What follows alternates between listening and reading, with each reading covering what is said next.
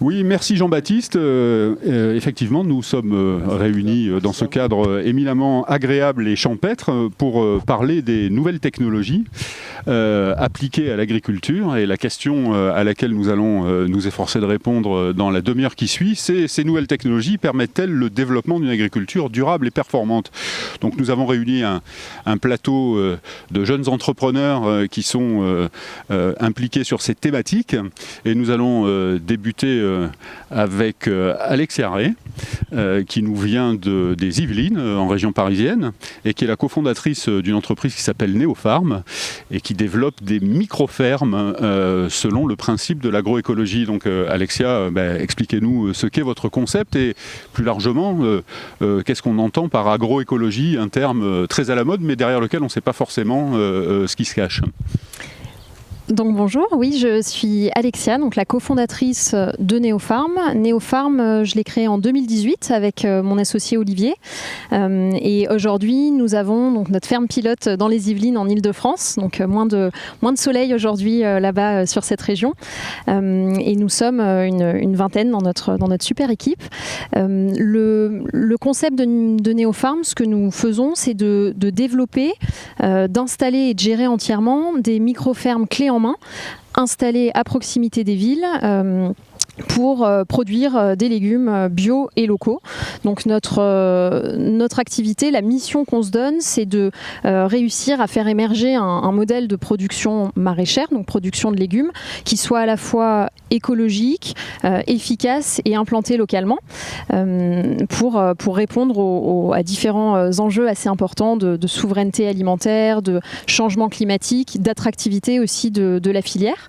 Et les deux piliers sur lesquels repose notre activité sont effectivement l'agroécologie d'un côté et la technologie de l'autre. Donc pour répondre à votre question sur ce qu'est l'agroécologie, c'est en fait un système, un modèle d'agriculture qui repose sur tous les services rendus par la nature, par les écosystèmes naturels, avec un certain nombre de principes justement pour être respectueux de l'environnement, de la nature. Donc pour rentrer un petit peu dans le détail, ce sont des principes agronomiques qui permettent par exemple d'éviter de trop travailler le sol, qui reposent aussi sur la diversité des cultures qu'on peut avoir sur les micro-fermes dans tout le système, sur tous les auxiliaires de culture, donc comment on va se servir par exemple des coccinelles ou des abeilles pour venir rendre des services et éviter d'utiliser des intrants chimiques.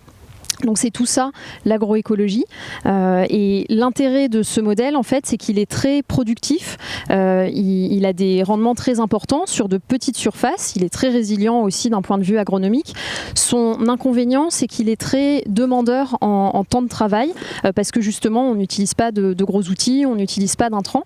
Donc il nécessite beaucoup de temps et il est aussi également très pénible. Et c'est là que la technologie intervient, justement pour réduire la pénibilité et pour gagner du temps sur toutes les actions à réaliser. Et nous, c'est ce qu'on développe. Donc, plus concrètement, pour que ce soit peut-être plus visuel, qu'est-ce qu'une néofarm une micro-ferme néofarm, pardon. C'est un modèle de micro-ferme, une exploitation à taille humaine sur des surfaces qui vont de 1 à 4 hectares, avec des zones sous serre, des zones en plein champ, des espaces de biodiversité, des haies, des mares, des vergers, des zones de production de biomasse. Et à côté de ça, il y a la solution technologique qui, elle, a différents éléments. Un premier élément qui est une solution logicielle, donc une application de gestion de l'activité, parce qu'il y a beaucoup de diversité dans ces systèmes et c'est très complexe à gérer. Donc l'application permet de gérer plus facilement tout ça et d'apporter de l'intelligence. Et de l'autre côté, tous les systèmes et les outils qui, eux, permettent de gagner du temps. Donc c'est un portique automatisé qui passe sur les planches de culture, qui s'équipe de différents outils, une dizaine d'outils, pour réaliser des actions en collaboration avec les humains, des actions de plantation, de semis, de préparation du sol, d'entretien des cultures, de désherbage, de récolte aussi. Et cela permet de gagner du temps. Et ces micro-fermes-là, en fait, on les gère entièrement clé en main. Donc on ne vend pas l'application ou les outils séparément, mais c'est vraiment vraiment un modèle complet, holistique, que l'on gère pour des partenaires qui sont des partenaires acteurs du territoire, donc comme des collectivités locales, des agriculteurs, des coopératives agricoles, des entreprises locales également. Donc, alors, si vous installez la microferme, que vous la gérez à distance avec des outils technologiques, qu'est-ce qui reste à l'agriculteur en termes de tâches? Vous le libérez de beaucoup des tâches qui aujourd'hui consomment beaucoup de son temps? Voilà, alors exactement. C'est quand on travaille avec des agriculteurs, il y a la possibilité effectivement qu'on puisse gérer tout pour nos partenaires, donc que ce soit les agriculteurs ou des collectivités. Vous prenez l'exemple des agriculteurs, les collectivités, elles sont très heureuses d'avoir un modèle complètement géré qui permet de produire des aliments sur leur commune, à intégrer par exemple dans leur restauration collective, sans forcément avoir à s'occuper de toutes les activités sur une exploitation agricole. Le cas des agriculteurs, c'est aussi la même chose parce que c'est pas forcément, on s'adresse pas forcément à des agriculteurs qui ont déjà de la production de légumes. Ça peut être des agriculteurs céréaliers qui ont de grandes surfaces et qui vont libérer une petite parcelle de quelques hectares sur quelques dizaines ou centaines d'hectares justement pour diversifier leur modèle, tester de nouvelles choses, avoir une nouvelle source de revenus également. Et on a un modèle qui est assez modulaire et à la carte pour permettre de s'impliquer ou pas en fonction de la volonté des partenaires. Et sur le plan économique, ça permet à un agriculteur, un exploitant agricole classique qui travaille seul ou en famille de vivre normalement, parce que bon, j'imagine que l'investissement initial doit être quand même un peu conséquent, et j'imagine aussi que vous avez réfléchi à tous ces aspects et au modèle économique. Donc qu'est-ce que vous avez à nous dire là-dessus? Alors là-dessus, effectivement, le modèle économique, donc comme je vous le disais, on a des surfaces qui sont modulaires de micro-fermes qui vont de 1 à 4 hectares. Donc en fonction de ça, l'investissement de départ est différent, aux alentours de 1 million d'euros pour prendre la globalité, et permet d'avoir effectivement un nombre différent de salariés en fonction de la taille, donc entre 2 et 5 personnes qui vont travailler sur l'exploitation. Donc ça, il y a du travail et ça fournit un revenu de l'activité pour à la fois un ou une chef d'exploitation et des maraîchers et maraîchères qui vont travailler sur l'exploitation. Parce que ça, c'est une question qui préoccupe beaucoup les organisations agricoles, l'investissement qu'il faut faire dans les technologies aujourd'hui. On voit qu'elles se développent considérablement, qu'elles permettent effectivement de soutenir, d'aider, de libérer du temps pour des agriculteurs. Mais voilà, une des entraves à la conversion au bio ou dans des méthodes de culture plus respectueuses de l'environnement, quand on discute avec les agriculteurs, c'est souvent justement l'investissement qu'il faut faire. Est-ce qu'aujourd'hui, les technologies que vous mettez en œuvre, elles deviennent accessibles? Est-ce que ce qui est possible aujourd'hui ne l'était pas il y a 5 ans? Et quelles sont les perspectives d'avenir sur les coûts justement d'équipement? Alors c'est vrai que les investissements de départ sont importants d'un point de vue technologique, donc pas uniquement pour des micro-fermes néopharmes, mais pour toutes les solutions, je pense, je m'y connais un petit peu moins, mais de l'agtech. Nous vraiment pour notre modèle, comme je vous le disais, il est complètement intégré et géré. Donc on ne distribue pas une solution, mais vraiment l'intégralité d'une micro-ferme. Et oui, c'est un modèle rentable. Au bout de quelques années, les micro-fermes sont productives et permettent d'avoir un retour sur investissement du modèle complet. Donc c'est ça qui est effectivement très, très important et qui compte pour les partenaires financiers, que ce soit les agriculteurs, les collectivités, Néopharm aussi qui investit dans les micro-fermes ou d'autres partenaires de financement, des banques notamment et d'autres investisseurs. Et sur ces aspects-là, ce qui est aussi important de comprendre, c'est qu'il y a, en tout cas pour des micro-fermes, néopharmes, il n'y a pas que la technologie qui coûte de l'argent, il y a tout l'écosystème d'une micro-ferme, justement, dans lequel il faut investir. Il faut investir dans la biodiversité, il faut investir dans un outil de production qui soit moderne aussi, des serres, un système d'irrigation, donc tout ça est très important. Et c'est vrai que parfois, c'est compliqué de faire des investissements de départ, mais compte tenu des enjeux de souveraineté souveraineté alimentaire et de la nécessité de nourrir la France, c'est important d'investir dans la production alimentaire durable. Vous avez souligné tout à l'heure quelque chose d'important, à savoir que le maraîchage, c'est quelque chose, surtout quand on le pratique en bio, c'est quelque chose qui est très consommateur de temps de travail et qui tient beaucoup les agriculteurs dans leurs champs. Ça peut être aussi une entrave au développement de ces techniques-là. L'économie, le gain de temps que permet la mise en œuvre de vos technologies, est-ce qu'elle est chiffrée? Est-ce qu'on sait par rapport à des méthodes conventionnelles d'exploitation de maraîchage en traditionnel, non bio ou en bio, ce qu'on économise comme temps de travail avec votre solution? Oui, on l'a chiffré. Alors pas nécessairement en se comparant directement avec des modèles qui sont déjà très industrialisés, qui ont déjà beaucoup d'automatisation du conventionnel sur grande surface avec des machines importantes, parce que c'est pas notre modèle. Notre modèle, c'est vraiment un modèle agroécologique, donc ça n'aurait pas de sens de juste comparer un gain de temps par rapport à des modèles agricoles plus conventionnels. En revanche, quand on compare des modèles agroécologiques sans technologie, donc ce qu'on peut appeler aussi du maraîchage bio-intensif sur petite surface, c'est-à-dire généralement plutôt quelques hectares cultivés, voire parfois moins d'un hectare, avec des outils très manuels et de la diversité des cultures. Pour vous donner une idée, on cultive plus d'une vingtaine d'espèces de légumes différentes et on ne compte pas faire autrement et se spécialiser sur certaines espèces, même si on arrive à gagner beaucoup de temps sur celles-là, parce que la résilience agronomique est importante et passe par la diversité.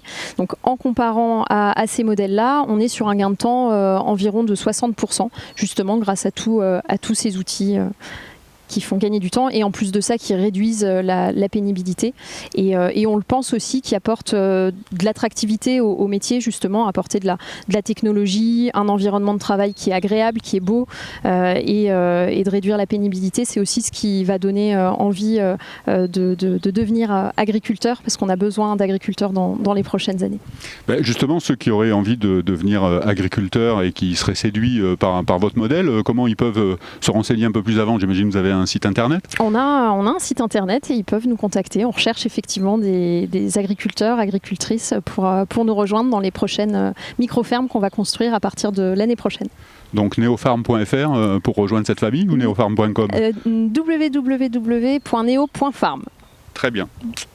Merci beaucoup. Merci. Autre technologie liée à l'agriculture, celle qu'a développée Christophe Vasseur avec son entreprise nouvelle. Vous êtes, vous, originaire de Marseille, Christophe. Vous avez été formé au Centre d'océanologie de Marseille. À la base, vous êtes océanologue et vous vous êtes intéressé effectivement à ces taux, à ces microalgues. On en avait beaucoup entendu parler il y a une dizaine d'années de ces microalgues au moment où le prix du baril de pétrole était très élevé et ça nous était présenté comme une alternative formidable pour fabriquer des biocarburants sans consommer justement de surface agricole et sans que ça entre en concurrence avec la production alimentaire. Vous, les microalgues pour les biocarburants, c'est pas trop votre truc. Vous avez préféré les appliquer à l'agriculture. Donc expliquez-nous un peu ce que vous proposez avec votre nouvelle solution. La société Inalv est une société azuréenne qui est basée donc sur Nice depuis un peu plus de 5 ans aujourd'hui. Nous sommes 21 aujourd'hui à travailler sur une nouvelle technologie de production de microalgues marines, effectivement pour l'alimentation animale, parce qu'on est parti d'un constat assez simple, donc il y a 5-6 ans, de discuter avec l'ensemble des acteurs de l'alimentation humaine, animale, et de comprendre les enjeux qu'il y avait aujourd'hui et pour demain, pour nourrir la planète de façon un peu plus durable, et c'est un peu le sujet de l'AgTech dans son ensemble. Et quand on a compris que, par exemple, pour l'aquaculture, pour nourrir 1 kg de poisson d'élevage, le modèle économique aujourd'hui était extrêmement simple en fait, et très rentable jusqu'à aujourd'hui. C'était d'aller pêcher en mer plusieurs kilos de poissons, de les réduire sous forme de farine pour avoir des protéines ou d'huile pour avoir des huiles de poisson riches en oméga 3 et in fine avec ces ingrédients nourrir d'autres poissons en élevage. C'est un système qui a marché longtemps, qui a été très profitable pour la filière et dont on a bénéficié. Il souffre d'un écueil, c'est qu'aujourd'hui plus de la moitié des poissons qu'on consomme viennent de l'aquaculture. Donc l'impact que l'on a au niveau environnemental, donc l'agriculture, on sait que c'est 18% des gaz à effet de serre au niveau de la planète, donc un sujet important. Et puis on sait aussi maintenant que donc ça a contribué fortement à la surpêche, puisque 40% des océans sont surpêchés. Et donc on retrouve de moins en moins d'huile de poisson et de farine de poisson, qui sont l'aliment de base, les protéines et les huiles de base de l'alimentation animale, qui est en forte croissance chaque année. Et donc du coup, on en retrouve de moins en moins. Par contre, on en consomme de plus en plus, on est bientôt 10 milliards. Ce que ça a généré, c'est que ça a une décorrélation de l'offre et de la demande. Et on passe d'un problème écologique à un problème économique, c'est que le prix des matières premières a triplé sur les 15 dernières années. Donc non seulement le prix explose, mais on en trouve de moins en moins. Donc les industriels de l'alimentation animale, pour réussir à contenir leur croissance, et de la soutenir même devrais-je dire, ils cherchent aujourd'hui des alternatives, des ingrédients alternatifs en protéines, en lipides et en sucre, pour pouvoir nourrir leurs animaux, que l'on consomme nous-mêmes, hein, mais de façon plus durable. Et c'est là où l'intérêt des microalgues, que j'avais perçu il y a déjà effectivement quelques années, puisque ça fait une vingtaine d'années que je travaille dans les microalgues après mon doctorat en collaboration avec le Canada et Marseille, effectivement au centre d'océanologie de Marseille, a montré toute sa pertinence sur la qualité nutritionnelle des microalgues. Cela dit, aucune technologie qui avait été exploitée depuis 50 ans dans les microalgues ne permettait d'adresser des marchés où les volumes sont énormes, où les coûts de production doivent être bas et maîtrisés. C'est toujours un sujet. La tech, c'est pas uniquement nourrir, c'est nourrir de façon durable, mais économiquement viable pour tout le monde. Dans l'assiette, on veut quand même pouvoir se l'acheter. Et il est venu le temps d'une synthèse de 20 ans de recherche en France sur le domaine des microalgues, s'affranchir du domaine des carburants parce que de fait c'était pas le sujet. Ça coûte encore trop peu cher un carburant et les microalgues ne peuvent pas répondre à ce sujet-là à court terme. Donc il fallait se réorienter sur un modèle économique qui a du sens pour la société, de mettre aujourd'hui dans nos assiettes des ingrédients alternatifs pour nourrir les animaux de demain. Et les microalgues que l'on fait pousser, Tetraselmis l'a bien nommé, sur Nice aujourd'hui, dans nos fermes pilotes, nous permettent d'avoir aujourd'hui en Europe et dans l'Amérique du Nord et en Moyen-Orient 23 tests industriels avec des leaders mondiaux dans le domaine de l'alimentation animale. Et ça passe de l'aquaculture pour remplacer une fois encore les farines de poisson, les huiles de poisson qui sont abondamment utilisées, mais aussi dans le pet food, les chiens et les chats. Et vous regarderez dans vos paquets d'alimentation, le premier ingrédient est rarement des protéines parce que de fait, ils n'en trouvent pas suffisamment. Donc l'aquaculture, le pet food nous font du grain, on échange beaucoup avec eux. Et puis après, il y a tout ce qui est poulet et volaille, pas porc et volaille, pardon, où le besoin est important. Et là aussi, la durabilité est un sujet éminemment important pour eux. Et on amène une durabilité qui a été validée, chiffrée par une analyse non pas juste économique de notre procédé. On fait évidemment des gains économiques pour tout le monde, on est une entreprise viable, mais on est aussi une entreprise économiquement viable et environnementalement positive. On a 4 fois moins d'impact sur le bilan CO2 qu'une farine de poisson, 9 fois moins d'impact sur le bilan CO2 qu'une farine de soja. Donc il y a un réel intérêt pour la nutrition, mais aussi pour la durabilité. Donc un sujet avec un triptyque industriel, environnemental et sociétal important. Et il y a plusieurs espèces de microalgues qui peuvent rentrer dans votre process, ou c'est une espèce spécifique que vous avez identifiée et sur laquelle il y a un brevet Alors non, effectivement il y a plus de brevets que un, il y a beaucoup plus de brevets que ça aujourd'hui à la tête de la société, parce que notre objectif est de faire des fermes de production de microalgues pour mettre sur le marché des ingrédients en B2B, donc aux industriels de l'alimentation animale qui achètent des matières premières et qui font des granulés, des pellets pour les animaux. Et donc on ne s'adresse pas aux fermiers, mais aux producteurs d'aliments, qui est là l'écueil fort aujourd'hui. Et il fallait évidemment comprendre leurs enjeux industriels, quels étaient les pain points à résoudre, qui était la demande qui n'était pas rencontrée aujourd'hui par les industriels, et vérifier sur nos tablettes quel type de microalgues allait pouvoir répondre à leurs enjeux. On a vite pensé à la spiruline, qui est 75% du marché mondial aujourd'hui, que beaucoup consomment en complément alimentaire pour nous humains, et ça marche plutôt bien, c'est riche en protéines, mais ça ne résout pas tous les enjeux de la crise alimentaire qui est en cours actuellement dans l'alimentation animale. Il faut des protéines, il faut des oméga 3, les lipides sont importants, il faut que les microalgues soient marines pour ça. Et les sucres particuliers, ces polysaccharides sulfatés, sont souvent issus des microalgues marines. Et c'est pour ça qu'on s'est orienté vers Tetraselmis pour répondre à ces enjeux-là. Mais on a évidemment aussi testé différentes filières des algues brunes, des diatomées, des algues rouges, des algues vertes, des algues filamenteuses, des algues unicellulaires, des algues en chaîne, pour vérifier la robustesse de cette technologie-là pour exploiter différents types de microalgues, adresser en premier lieu l'alimentation animale avec une qu'on a choisie en particulier parce qu'elle est acceptée d'un point de vue réglementaire et offre de belles qualités nutritionnelles. Mais de fait, dans notre portfolio, on a plusieurs types de microalgues que l'on peut adresser pour l'alimentation animale, voire humaine, et puis d'autres marchés ultérieurement. Mais pour l'instant, le feed est notre cœur de métier. Et sur le plan nutritionnel, par rapport au type d'aliments conventionnels qui sont utilisés par les éleveurs de bovins, de porcins, ou même par les éleveurs de poissons dans les pays du Nord, sur le plan nutritionnel, vous avez les mêmes qualités ou des qualités supérieures au soja et aux autres sources de protéines? Et puis après, on parlera aussi d'une nouvelle source de protéines dont on entend parler beaucoup ces derniers mois, ces dernières années, ce sont les insectes. Mais d'abord, la question des qualités nutritionnelles de votre espèce d'algue par rapport aux aliments conventionnels de l'élevage. C'est tout l'enjeu. Répondre à leur sujet, c'est trouver des protéines, des matières premières. Il faut qu'elles soient de qualité équivalente nutritionnellement.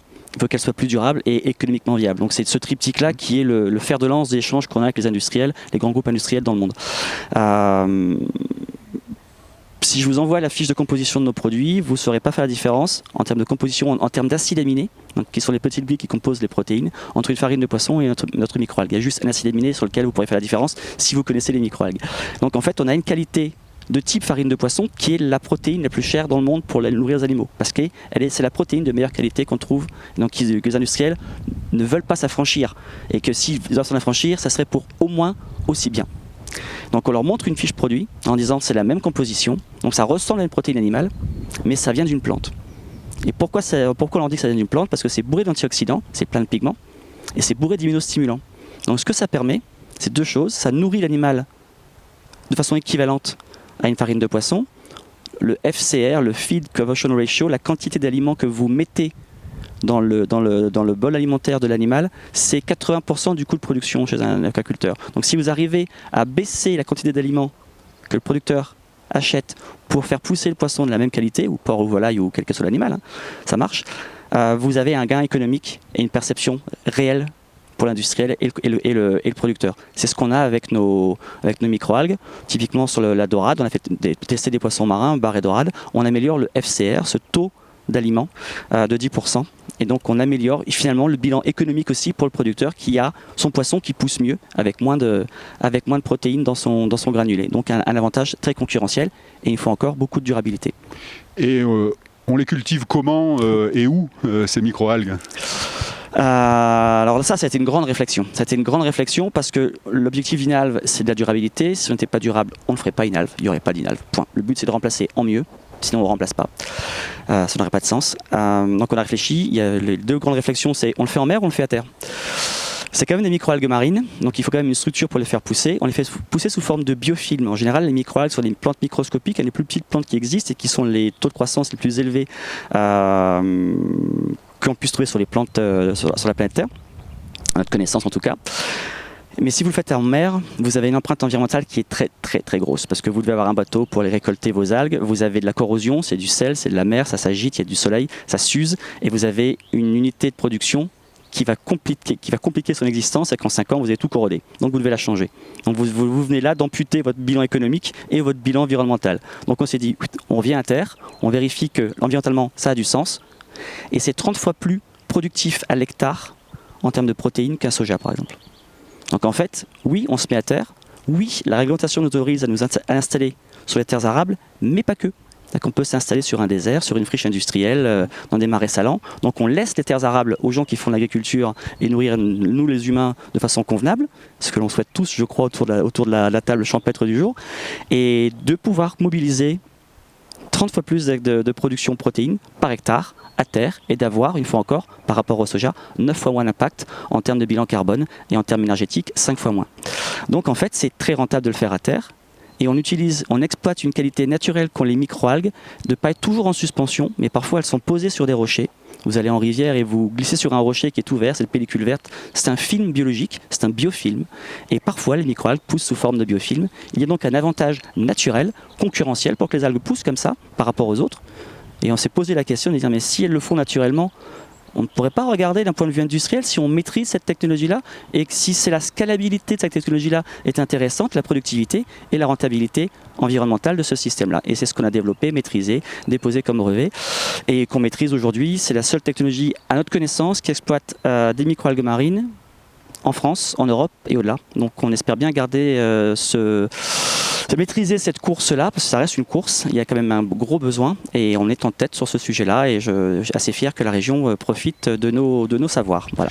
Et vous les cultivez dans de la vraie eau de mer que vous allez pomper en mer ou dans de l'eau de mer que vous reconstituez ces microalgues? Aujourd'hui, on est basé sur Nice, dans les collets de la plaine du Var et on reconstitue l'eau de mer. C'est un avantage, c'est qu'on a un premier marché qui sont les écloseries aquacoles, donc des gens qui font des larves de poissons et de crevettes. Dans leur process de culture, ces gens-là mettent des microalgues naturellement. Les Européens achètent aux États-Unis et au Japon des algues fraîches qui viennent par avion en 48 heures chrono. Donc en termes d'empreinte environnementale, ça se pose là. En termes de durabilité, ça se pose là. Et nous, on vient avec une pâte naturellement concentrée. Un biofilm, c'est une pellicule qui est naturellement concentrée à 200 grammes par litre. Ça vous dira pas grand-chose, mais ça dira beaucoup si je vous dis que la concurrence, c'est 1 ou 2 grammes par litre. Donc on est naturellement 100 fois plus concentré et les algues sont hyper viables. Donc on a là un marché qui s'ouvre avec nous pour nourrir ces petites larves de poissons et de crevettes avec nos pâtes de microalgues. Et donc on est en capacité de produire ça avec de l'eau de mer reconstituée, sur Nice, sur notre ferme pilote aujourd'hui. Et une fois encore, il y a une vingtaine d'acteurs en Europe, 14 précisément, qui utilisent aujourd'hui ces algues fraîches que l'on produit en eau de mer reconstituée. L'idée quand même à terme, ce sont de faire des fermes d'une vingtaine d'hectares, donc un peu plus grandes que les exploitations de Néopharm, parce que le besoin est immensément important, c'est 2,5 millions de tonnes qu'il faudra produire en plus en protéines d'ici 2025, donc un vrai sujet ambitieux. Et on se rapprochera des côtes pour ce sujet-là, parce qu'il faudra pomper de l'eau de mer et bien sûr la nettoyer pour être certain de maîtriser la qualité des intrants, de l'eau de mer en particulier, d'ici 2024. Aujourd'hui en France, il n'existe que votre ferme pilote. J'imagine que vous avez l'ambition vous venez de le dire, de développer d'autres fermes de production. On en est où pour l'instant? On a une ferme pilote qui a été financée par notre premier tour d'investissement de 3 millions il y a 2 ans. Notre objectif, c'est de faire une démonstration industrielle, d'intégrer l'ensemble des technologies que nous avons financées par BPI France, l'ADEME et l'Europe pour mettre en place un démonstrateur qui sera EBITDA positif et qui nous permettra d'adresser le marché européen, et toujours sur Nice. Et en 2024, de financer notre première ferme commerciale. On discute aujourd'hui avec la région pour s'installer en région sud, toujours, parce que je pense qu'on y tient à cœur, pas uniquement d'un point de vue philosophique, mais je pense que ça a du sens de mettre la région sur les acteurs des sujets d'agtech et de biotech, sur lesquels elle a toute l'attitude de travailler, et je pense qu'il y a un gros potentiel là-dessus. Et donc on discute de mobiliser 20 hectares en région sud pour une première ferme commerciale et de mettre à disposition des marchés européens nos premiers ingrédients dès 2024. Merci beaucoup Christophe. Je vous en prie. On va évoquer une dernière technologie, même si ce n'est pas la dernière technologie appliquée à l'agro. Cette technologie est portée par Mathilde Clément, qui est la responsable du département recherche et développement d'une entreprise qui s'appelle Mycophyto et qui développe des petits champignons microscopiques pour améliorer la qualité des sols. Et je pense que les sols de Néopharm, c'est une bonne cible pour votre production. Donc Mathilde, expliquez-nous ce qu'on fait avec ces micro-champignons. Alors, Mycophyto est né en 2017 par 2 fondatrices qui sont Justine Ipuma et Christine Poncé, microbiologistes de formation et ingénieurs agronomes. Et elles sont parties du constat qu'il y avait des recherches très très belles qui se déroulaient dans nos laboratoires de recherche, au CNRS, à INRAE. Et que ces recherches, malheureusement, souvent restaient dans les laboratoires et ne trouvaient pas le public d'application, qu'il y avait un petit blocage. Donc ça, c'était un des premiers constats. Et le deuxième constat, c'était qu'il fallait aujourd'hui pouvoir proposer aux agriculteurs des solutions pour faire face à des changements climatiques qui sont bien réels aujourd'hui, qu'il faut produire plus mais mieux, parce que le consommateur est là pour nous dire maintenant stop, les produits chimiques, nous n'en voulons plus. Donc de ces 2 constats, Mycophyto a décidé de développer des solutions de biostimulation de croissance des plantes à base de champignons mycorhiziens. Alors les champignons mycorhiziens, c'est des choses qu'on trouve naturellement dans le sol. Ça existe depuis 450 millions d'années. Donc Mycophyto en soi n'a rien inventé sur le champignon mycorhizien. Ces champignons mycorhiziens, lorsqu'ils rentrent en symbiose avec les plantes, ils vont stimuler la croissance, stimuler le développement, augmenter les rendements et donner une protection en fait à la plante face à différents stress environnementaux qu'elle va pouvoir rencontrer, notamment un stress sécheresse par exemple. Donc c'est vraiment une symbiose ultra bénéfique pour la plante. Alors vous allez me dire, si cette symbiose existe depuis 450 millions d'années, qu'est-ce que Mycophyto vient apporter en fait en plus? Alors il faut savoir que cette symbiose, effectivement, elle existe. Là, si on prélevait quelques grammes de sol, on trouverait plein de spores de champignons mycorhiziens. Par contre, ces champignons mycorhiziens, ils ont été un petit peu malmenés par des décennies d'agriculture un peu trop intensive, un peu trop mécanisée, avec un peu trop de chimie. Donc dans ces conditions-là, le champignon mycorhizien a du mal à se développer, à rentrer en symbiose avec la plante. Donc nous, ce qu'on fait chez Mycophyto, avec nos clients, on va prélever des échantillons de sol. Chez eux. On va chez eux, prélever des échantillons de sol. On analyse le potentiel mycorhizien du sol. Est-ce qu'il y a des champignons mycorhiziens dans leur sol? Au sein de la structure Mycophyto, on va les multiplier. Donc le procédé de multiplication des champignons mycorhiziens est breveté par Mycophyto. Donc on a un savoir-faire sur ce processus de multiplication. Et on va les réintroduire dans la culture. Alors on ne fait pas que le réintroduire dans la culture, on vend encore des services dits de R&D. Donc on va montrer à notre client que non seulement on a redynamisé la biodiversité de son sol, que les plants sont bien mycorhizés avec les champignons qu'on a réintroduits, et on va faire ce qu'on appelle le monitoring des cultures. On va lui montrer qu'il y a un gain de croissance, de rendement sur sa culture d'intérêt. Alors, il y a à peu près autant de questions des agriculteurs que de plantes et que d'itinéraires de culture. Mycophyto développe vraiment des solutions à façon. Nous, on a des clients qui viennent nous voir pour nous dire « moi, je veux produire plus, moi, je veux réduire mes capacités, je veux réduire mes intrants, je veux réduire ma consommation d'eau. J'ai besoin que mes plantes, je suis dans une culture qui est non irriguée, j'ai besoin que mes plantes résistent à la sécheresse. » Donc on accueille, vraiment on est à l'écoute de l'agriculteur sur ces problématiques et pour lui faire vraiment un monitoring à façon en fonction de sa problématique. Vous l'avez dit, les sols agricoles ont été quand même beaucoup malmenés ces dernières décennies par les techniques de production intensive, le labour profond, les intrants chimiques, l'irrigation non raisonnée. Est-ce que avec votre solution, on peut imaginer restaurer un peu la fertilité, l'aération des sols, enfin améliorer leur qualité agronomique tout simplement? Et alors c'est ce qui est très intéressant dans notre solution, c'est que non seulement on a un apport indéniable sur le développement de la plante, mais ce champignon se développant dans les sols, en fait, va améliorer la structure du sol. Ces champignons, en se multipliant, ils font des maillages très très fins qui vont permettre une aération du sol. Donc on a une meilleure aération, une meilleure qualité de sol. Donc on va avoir un sol qui va être moins sensible au lessivage et on va avoir un sol qui va pouvoir retenir tout ce qui est eau et minéraux de par ce maillage très fin qui se développe dans les sols. Donc non seulement en redynamisant la biodiversité de ces sols, on va vraiment agir sur le développement de la plante, mais également au niveau du sol.